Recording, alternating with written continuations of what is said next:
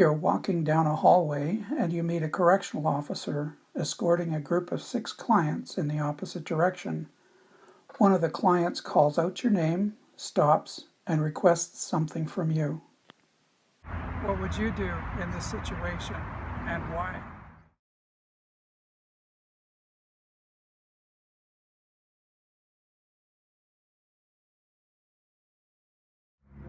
This is what I did. Actually, this is what I would recommend that you do. Immediately encourage the client to get back in step with the group of clients. If you have time, walk alongside the group and quickly determine the nature of the client's request.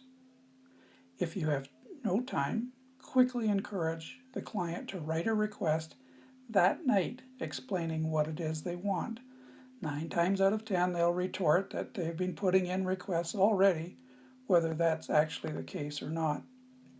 Ask them their name and say that you'll be watching for the request that they are going to put in that night, and thank them. This is why I did what I did. All 3 guidelines are at play in this scenario. Guideline number 1, this is God's work. Number 2, know your institution. And guideline number 3, there's a long memory in corrections. If you want more details on these, check out the website releasedforgood.com and look under the tab Suggested Guidelines. Guideline number 1, this is God's work. This situation could be seen as an annoyance. After all, you've got places to go and important things to do, but being stopped in the hall by clients and staff is just part of chaplaincy ministry. Keep that in mind as you choose how to react. Slough them off, or see this as another opportunity to serve.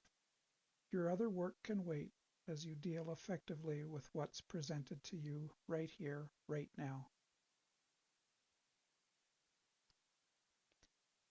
Guideline number 2, know your institution. Taken at face value, this situation could be as innocent as it seems, but it could also be a distraction that covers up what the clients are really doing. While attention is focused on you, this might give an opportunity for the others to jump the escorting correctional officer. Always expect the unexpected.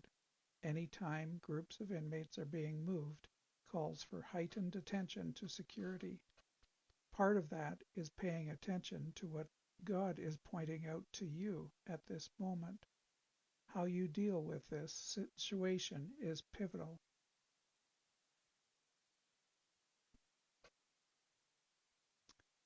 Guideline number 3, there's a long memory in corrections, and there's 4 points on this. The first one, work hard to consistently show that you understand and support the work of correctional officers.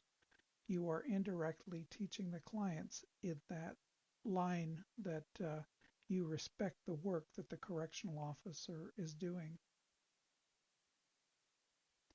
Point number 2 under this guideline, the correctional officer should not have to wait while you deal with this request. Deal with it as quickly as possible as you move along with the group. The third point under guideline number 3, you're showing respect to the client by taking the time to walk alongside and chat with them. But they are putting you at the disadvantage by basically accusing you in front of witnesses of having received their requests and not taking action yet. Be honest and say that you can't remember their requests. Asking their name and writing it down in front of them shows that you are serious in dealing with their request when it comes. You end up putting the onus back on them to act. You're also teaching the clients that you're human and need their patience and understanding as you try to respond to the requests of so many other clients. Respond quickly when the request does come. And the fourth point under guideline 3, to just casually promise to respond to their requests in order to appease them at the time without making notes to remind yourself later would be irresponsible. clients remember when they have been sloughed off